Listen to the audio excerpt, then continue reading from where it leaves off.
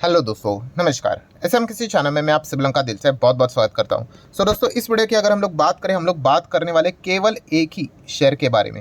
And सबसे पहले disclaimer clear cut है, कोई रिकमेंडेशन होता नहीं है, बट येस बिजनेस ओरिएंटेड बातें यहाँ पे होने वाली है। मल्टीपल टाइम के डिफरेंट सवाल यहाँ पे पूछे जाते हैं और उसी को मैं जवाब यहाँ पे देने की कोशिश करता हूँ। एंड मेरा जो जवाब होता है वो कोई रिकमेंडेशन के फॉर्म में नहीं होता है, वो बिजनेस ओरिएंटेड होता है कि हाँ, अगर किसी कंपनी, कितना सिंपल है ना, अगर कोई कंपनी है, अगर उसका बिजनेस अच्छा करेगा, भविष्य में ग्रो करेगा, तो भाई वो कंपनी भी, जो शेयर है वो भी ग्रो करेगा, एज सिंपल एज दैट। तो हमें उसका बिजनेस को ही देखना यहाँ पे होता है। और जैसे मैंने कहा कि पूरा फोकस क्या उस बिजनेस में ग्रोथ रहेगी, उसके ऊपर आप लोगों का यहाँ पे रहना चाहिए। अगर उस सवाल का जवाब हाँ मिल रहा है, ठीक है, तो ग्रोथ के भी प्रकार होते हैं भाई। 1% को भी ग्रोथ कहते हैं। अगर आप 10 रन से 11 रन बनाओ तो वो भी कहोगे कि भाई 1 रन ज़्यादा बनाया करके। और आप 100 रन से भी अगर देखा गया 200 बनाओ, उसमें भी हम कहेंगे कि ग्रोथ है करके।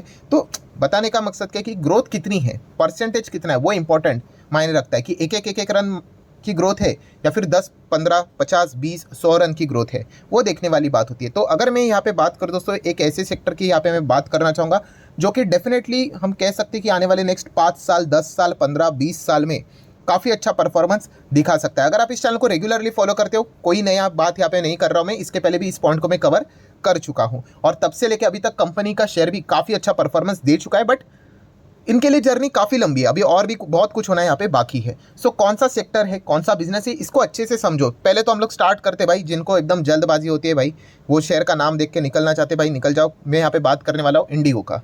Yes, InterGlobe aviation. अभी जो बिजनेस को जानना चाहते हैं, ठीक है, इसके पहले भी मैं कवर कर चुका हूँ। तब ये कंपनी 2,500 की थी, ठीक है, देन 3,000 की हो गई, फिर 3,500 की हो गई, फिर 4,000 के हो गए, अभी कितना हो गया, लगभग 4,500। तो ये ऐसा चलता रहता है, ठीक है। तो फिर क्या, जो नाम भी हम देखते हैं भाई, वो आएंगे 10,000 पे। सर अभी ये कंपनी कैसे करके, आप समझ रहे हो ना। तो इसलिए वो कभी कमा नहीं पाते शेयर मार्केट में। आधा लोग में तो डिसिप्लिन ही नहीं होता है। अगेन कह रहा हूँ, कोई रिकमेंडेशन है, आप समझो, बिजनेस को समझो। कोई भी कंपनी ऐसे ही थोड़ी ना भागती है, उसके पीछे लॉजिक होता है। और तेज़ी इंपॉर्टेंट नहीं होती है, यस, तेज़ी टिकना इंपॉर्टेंट होती है। तो भाई तेज़ी कब टिकती है, जब आपके कंपनी के बिजनेस में दम हो। आपके कंपनी के बिजनेस में दम ही नहीं है तो फिर क्या होगा, ऐसा एकदम रॉकेट बनेगा स्टॉक, एंड ऐसा वो रॉकेट ठंडा भी हो जाएगा, नीचे आ जाएगा। क्या मिला, कुछ भी नहीं। ऑपरेटर ने स्टॉक को भगाया, पैसा कमाया और रिटेलर्स के गले में माल चेप कर चले गए। तेज़ी में दम होना चाहिए। जब बिजनेस में दम होता है तो तेज़ी में दम होता है, आप देख सकते हैं, देखिए, और वो तेज़ी टिक भी जाती है। इस कंपनी की तेज़ी क्या कोई फर्जी वर्जी है? बिल्कुल भी नहीं। कंपनी के तेज़ी में दम है। देखिए, छोटा मोटा करेक्शन होता है, अगर आपको इतना से करेक्शन से प्रॉब्लम है तो शेयर मार्केट आपके लिए नहीं बना है भाई। शेयर बाजार ऐसा ही चलता है, ठीक है। आपके कहने के मुताबिक, मेरे कहने के मुताबिक अगर शेयर चलते, ठीक है, तो फिर बात ही खत्म हो गई ना, डिस्कशन ही खत्म, ठीक है। तो सबसे इंपॉर्टेंट चीज़ ही वही होता है कि आप गिरावट को हैंडल कैसे करते हो। और गिरावट को हैंडल करना मतलब जोर ज़बरदस्ती से हैंडल करना नहीं होता है कि गिर गया मतलब मेरे पास है तो मैं उसके बारे में बुरा सुनना ही नहीं चाहूँगा या सुनना ही नहीं चाहूँगी। ये तो कमज़ोर इन्वेस्टर की निशानी होगी भाई। वो गिर क्यों रहा है वो देखना पड़ेगा। अगर गिरावट के पीछे का रीज़न बिजनेस के ऊपर कोई इंपैक्ट हो रहा है, उस वजह से गिरावट है, तो फिर कठिन डिसीजन लेने पड़ते भाई कि निकलना है कि नहीं करके। ऐसा नहीं कि भाई कुछ नहीं, ऑल इज वेल करोगे तो खत्म हो जाओगे। तो ये एक डिसेंट इन्वेस्टर की निशानी होती है। एनीवे, सबसे पहले अगर मैं बात करूँ इस कंपनी के बिजनेस की, अगर मैं बात करूँ, ठीक है, ये एविएशन सेक्टर में, आपको मेरा ये डायलॉग याद होगा, ठीक है, मैं रिपीट करते रहता हूँ। कौन सा? कि एविएशन सेक्टर अगर देखा गया यहाँ पे बिजनेस करना कठिन होता है। बट इंडिया की ग्रोथ की अगर हम लोग बात करें, एविएशन सेक्टर लगातार यहाँ पे बढ़ रहा है और कोई प्लेयर इसके आसपास भी नहीं। अगर इसके मार्केट शेयर की बात करें, 60% डोमेस्टिक मार्केट शेयर किसके पास है? इंडिगो के पास है। बाकी 40% इधर उधर झगड़ा कर रहे हैं बाकी के प्लेयर। और इंटरनेशनल मार्केट की बात करें तो 18%। इंटरनेशनल मार्केट भी ये बढ़ाने के ऊपर फोकस यहाँ पे कर रहे हैं। कैसे कर रहे हैं, तो चलिए आ जाते हैं उस खबर के ऊपर। तो आप यहाँ पे देख सकते हैं, ये देखिए कि अभी हाल ही की मई मंथ की खबर है। यहाँ पे इंडिगो ने यहाँ पे क्या किया है, 30 एयरबस उन्होंने यहाँ पे ऑर्डर किए हैं, ठीक है। एकदम मेगा, एकदम बहुत बड़े एयरक्राफ्ट रहते हैं। किस चीज़ के चलते? कि इनको अपना अभी इंटरनेशनल नेटवर्क जो है, ठीक है, वो उनको यहाँ पे एक्सपांड करना है। मतलब कैपेक्स ही पकड़ लो, ठीक है। एंड इंटरनेशनल मार्केट में कितना है इनका प्रेजेंस? 18% देखने को मिल रहा है। मतलब देखिए, ये ऑलरेडी यहाँ पे अच्छी ग्रोथ हो चुकी है, ठीक है। अभी ये क्या रहता है, ये वाला जो एरिया रहता है यहाँ पे ऑलरेडी अच्छा उनका प्रेजेंस है, तो यहाँ पे ओके ग्रोथ रहेगी। अभी ये वाला सेक्टर को वो टारगेट कर रहे हैं, यहाँ पे बढ़ने के चांसेस है ना, तो उसी के ऊपर वो काम कर रहे हैं। तो काफ़ी अच्छा परफॉर्मेंस हम लोग को देखने को यहाँ पे मिल रहा है। प्लस जो डायलॉग जो बीच में मैंने छोड़ दिया बोलना, कौन सा? कि जैसे मैंने आपको कहा था, ये देखिए कंपनी लगातार आप लोगों को लॉस में ही देखने को मिलेगी। यहाँ पे लॉस, रिजर्व्स लॉस, देन उसके बाद रिजर्व्स का लॉस, बट अभी जाके फायदे में आ गई, ठीक है। तो आपको मैंने क्या बोला था, यस, ये आने वाले नेक्स्ट 5 साल, 10 साल, 15 साल, 20 साल, ये इस कंपनी के लिए गोल्डन ईरा है। गोल्डन, ये मैंने लिख के बोला था, ठीक है, यहाँ पे भी लिख लेता हूँ, गोल्डन ईरा है। अगर ये 5, 10, 15, 20 साल में, डिकेड्स 2 डिकेड्स में अगर कंपनी अच्छा नहीं कर पाई तो भूल जाइए कभी कंपनी वापस कभी कमबैक कर पाएगी, ठीक है। क्योंकि अभी वो समय है दोस्तों कि इतना ज़्यादा डिमांड एविएशन सेक्टर में देखने को मिल रहा है। जो मिनिस्टर्स के भी हम लोगों ने बयान यहाँ पे देखे थे, हम लोग किसी मिनिस्टर के बयान को ब्लाइंडली कॉपी नहीं करते, बट फिर भी इसमें तथ्य है कौन सा, कि डोमेस्टिक एयर पैसेंजर का ट्रैफिक काफ़ी ज़्यादा बढ़ चुका है एंड 2030 तक ये 300 मिलियन तक चला जाएगा। हाँ, ये जाएगा नहीं जाएगा वो एक डिबेटेबल पॉइंट हो सकता है, बट इंपॉर्टेंट पॉइंट ये ज़रूर है कि अभी एयरलाइन से काफ़ी सारे लोग ट्रैवल यहाँ पे करते रहते हैं, आते जाते यहाँ पे रहते हैं। अगर मैं अपने पर्सनल लाइफ को भी अटैच करके देखूँ, ठीक है, पहले जो मैं ट्रैवलिंग यहाँ पे इधर उधर अगर पड़ता था, ठीक है, तो एयरलाइन का इस्तेमाल इतना नहीं होता था, बट अभी काफ़ी ज़्यादा टाइम बचाने के लिए सारी चीज़ें यहाँ पे करनी पड़ती है। प्लस जीएसटी का डेटा देख लिया, इनकम टैक्स से रिलेटेड डेटा देख लिया, ये बताता है कि लोगों की आमदनी अच्छी खासी यहाँ पे बढ़ रही है, काफ़ी सारे लोग एयरलाइन से इधर उधर जा रहे हैं। एंड इस चीज़ के चलते ये जो एयरलाइन वाली कंपनी जो बिजनेस यहाँ पे कर रही है, इंडिगो की अगर मैं बात करूँ, तो इसीलिए तो ये क्या कर रही है, यस, वो अपने एयरलाइन के जो विमान है, ठीक है, एयरक्राफ्ट है, उनकी नंबर ऑफ संख्या बढ़ा रहे हैं। इसीलिए तो ये डिमांड है, तो सप्लाई तो यहाँ पे करना पड़ेगा। और इंडिगो के ही पास सबसे ज़्यादा हम लोग को फ्लाइट्स देखने को यहाँ पे मिल जाते हैं। प्लस अगर देखा गया तो जैसे कि आपको कहा कि इन्होंने नए 10 डेस्टिनेशंस इस साल यहाँ पे ऐड किए हैं। डेस्टिनेशंस मतलब पहले उस जगह पे विमान डायरेक्टली नहीं जाता था, अभी उन्होंने वहाँ पे फ्लाइट यहाँ पे स्टार्ट कर दिया है। मतलब अगर आपको कोई XYZ प्लेस पे जाना था तो किसी का प्लेन था ही नहीं, फिर आपको A पॉइंट पे जाके B पॉइंट पे जाके उतर के फिर बस करके जाना पड़ता था। अभी नहीं, अभी डायरेक्टली यहाँ पे XYZ पॉइंट जो है वहाँ पे अगर आपको फ्लाइट से जाना जा सकते हैं। ऐसे नए 10 डेस्टिनेशंस यहाँ पे इंडिगो ने स्टार्ट यहाँ पे कर दिया और ये लगातार यहाँ पे बढ़ाने वाली, उनको कोई प्रॉब्लम नहीं है भाई बढ़ाने के लिए, डिमांड होना चाहिए, डिमांड है तो वो सप्लाई कर देंगे, ठीक है। वो लक्षद्वीप वाला, मालदीव्स वाला भी इशू हुआ था, तो उन्होंने भी कहा कि डिमांड है तो हम लोग सप्लाई कर देंगे, डायरेक्ट लक्षद्वीप फ्लाइट्स यहाँ पे स्टार्ट कर देंगे, ठीक है। देन देखा गया तो अयोध्या की अगर हम लोग बात करें, डायरेक्ट फ्लाइट्स अभी हम लोग को देखने को मिल जाते हैं अयोध्या से रिलेटेड, तो डिमांड है, सप्लाई यहाँ पे कर रहे हैं। तो इस चीज़ के चलते दोस्तों इंटरग्लोब एविएशन का बिजनेस काफ़ी अच्छा यहाँ पे कर सकता है और इन्हीं के पास ये अभी आने वाले नेक्स्ट कुछ डिकेड्स है वो अपनी बैलेंस शीट को सुधार सकते हैं। और इसकी शुरुआत हो चुकी है, आप देख सकते हैं कंपनी का 6,500 करोड़ का जो रिजर्व नेगेटिव में था वो पॉजिटिव यहाँ पे हो चुका है। 1,500 करोड़ के रिजर्व अभी हम लोग को पॉजिटिव देखने को मिल चुके हैं। Long term borrowing zero, airline company के ऊपर लॉन्ग टर्म कर्जा नहीं है, काफ़ी ज़बरदस्त, सरप्राइजिंगली पॉजिटिवली शॉकिंग अच्छी बात है।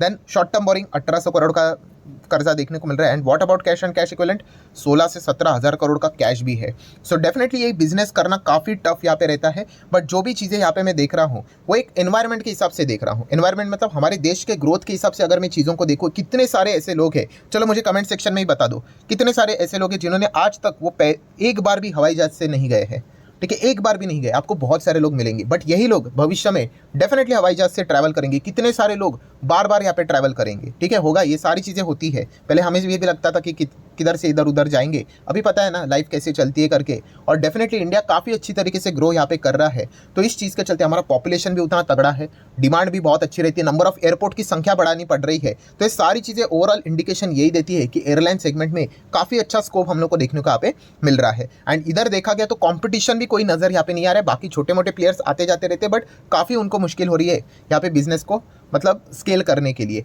मार्केट कैप की बात करें तो इंडिगो का मार्केट कैप आप देख सकते हो 1.5 लाख करोड़ का मार्केट कैप हम लोग को देखने को यहाँ पे मिल रहा है। अपने इस सेगमेंट में अगर देखेंगे तो कोई और है ही नहीं। स्पाइस जेट काफ़ी स्ट्रगल, बाकी के जितने भी कंपनीज है, जेट एयरवेज तो भाई खत्म ही हो गया, किंगफिशर भी खत्म हो गया, गो एयर की बात करें खत्म हो गया, कुछ बचा ही नहीं। एयर इंडिया वो तो टाटा ने ले लिया, इसलिए समहाउ वो मैनेज यहाँ पे कर रहे हैं, बट उनकी भी हालत काफ़ी खराब देखने को मिल रही है। देन अगर आप कंपनी का प्रॉफिट देखिए दोस्तों, लगातार लॉस में रहने वाली कंपनी, लॉस आपको देखने को यहाँ पे मिलेगा। ये देखो लॉस, अभी सडनली देखिए कंपनी 8,000 करोड़ के प्रॉफिट में आ गई, ठीक है। क्यों आ गई? यही वो पीरियड है, मैं बार बार कह रहा हूँ ना, ये आने वाले 5, 10, 15 साल अगर इसमें कंपनी फेल हो गई, नहीं अच्छा प्रॉफिट कमा पाई, तो आगे भविष्य में तो भाई काफ़ी मुश्किल है। तो इसलिए आप देख सकते हो कंपनी काफ़ी अच्छा परफॉर्मेंस यहाँ पे दे ही रही। फिलहाल तो जो भी यहाँ पे एनालिसिस यहाँ पे किया था सही डायरेक्शन में जा रहा है। देखिए ये कोई गारंटी नहीं होती, काफ़ी लोग नीचे लिखते भी है सर क्या गारंटी आगे कंपनी वैसे रहेगी, कोई गारंटी नहीं है। आज कंपनी है कल नहीं भी है, कितने सारे ऐसे कंपनीज थे, ठीक है, वो ध्यान रखना पड़ता है भाई। बिजनेस का क्या गारंटी है? एक ज़माने में एम्बेसडर कार कितनी बड़ी गाड़ी हुआ करती थी, कितना बड़ा ब्रांड, आज किधर है?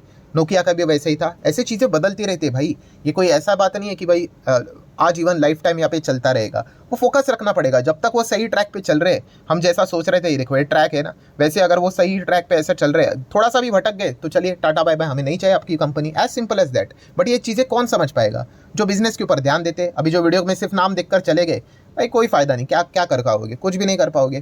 ठीक है, अगर देखना है तो कुछ भी चीज़ करो, किसी का भी वीडियो देखो भाई, बट डिसिप्लिन के साथ देखो। अगर एक बार आपका डिसिप्लिन टूट गया ना भाई, आप किसी चीज़ में मतलब बोलते हैं ना, आप डिसिप्लिन मेंटेन ही नहीं कर पाओगे। और ये काफ़ी इंपॉर्टेंट चीज़ है भाई, आप ऐसे ही पैसे थोड़ी ना किधर भी कैसे भी यहाँ पे लगा सकते हो। देन अगर आप देख सकते हो शेयर होल्डिंग पैटर्न 57% प्रमोटर है, 23% से ज़्यादा एफआईआईज के पास है, डीआईएस भी 15% है। ठीक है, मतलब जो प्रमोटर ने बीच में माल बेचा था वो इंस्टीट्यूशंस ने यहाँ पे उठा दिया। एंड पब्लिक देख सकते काफ़ी कम है, तो पब्लिक को ज़्यादा इस कंपनी में रुचि नहीं रहती है।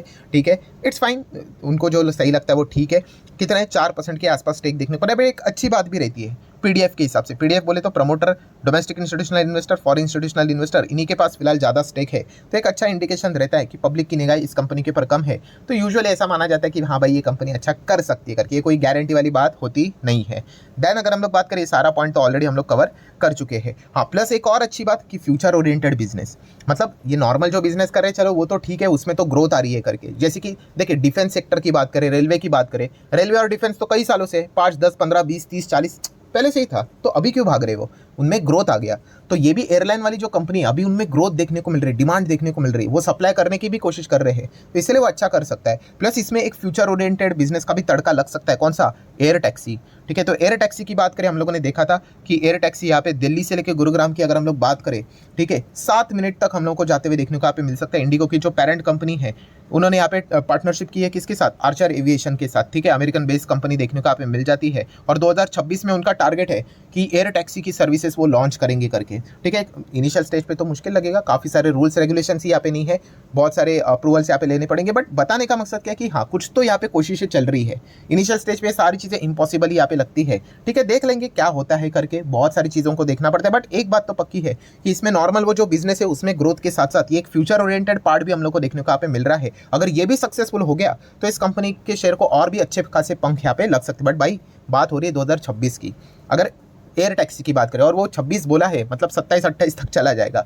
ठीक है, एनीवेज मतलब बताने का कंक्लूजन क्या है कि आप इंटरग्लोब एविएशन इस कंपनी को जरूर चाहो तो स्टडी यहाँ पे कर सकते हैं। साल भर में कंपनी ने 81%, 5 साल में देखेंगे तो 165%, मैक्सिमम रिटर्न देखें 335। एंड डोंट फॉरगेट कि लाख करोड़ का मार्केट कैप है भाई, तो यूजुअली बेसिक अंडरस्टैंडिंग यही होना चाहिए कि 5 साल में डबल के हिसाब से अगर ये चलेगा तो ठीक डायरेक्शन में यहाँ पे चल रहा है करके। बट फिलहाल जो इसमें एक एक्स फैक्टर देखने को मिल रहा है इस सेगमेंट में, तो माइट भी एक डबल कर दे थोड़ा सा 5 साल से पहले, या फिर 5 साल में थोड़ा सा डबल से ज़्यादा रिटर्न दे दे। ये अनुमान फिलहाल तो लेकर यहाँ पे चल रहे, कितना सही जाएगा जो मतलब या फिर गलत जाएगा ये तो वक्त ही बताएगा। एंड मॉनिटर करना पड़ेगा भाई बिजनेस के ऊपर कि कैसा चल रहा है करके। फिलहाल तो जिस डायरेक्शन के हिसाब से इंटरग्लोब एविएशन वर्क कर रहा है, अगर उसी डायरेक्शन में चलता रहा तो कोई भी दिक्कत यहाँ पे नहीं होगी। सो आशा करता हूँ दोस्तों वीडियो हेल्पफुल लगा होगा, इन्फॉर्मेटिव लगा होगा। चाहो तो इसको लाइक एंड शेयर कर सकते हो। जाते आते वापस याद दिलाना चाहूँगा, कोई रिकमेंडेशन नहीं है, आप चाहो तो इस कंपनी को स्टडी कर सकते हो। सो मिलते हैं अगले वीडियो में, तब तक के लिए बाय बाय।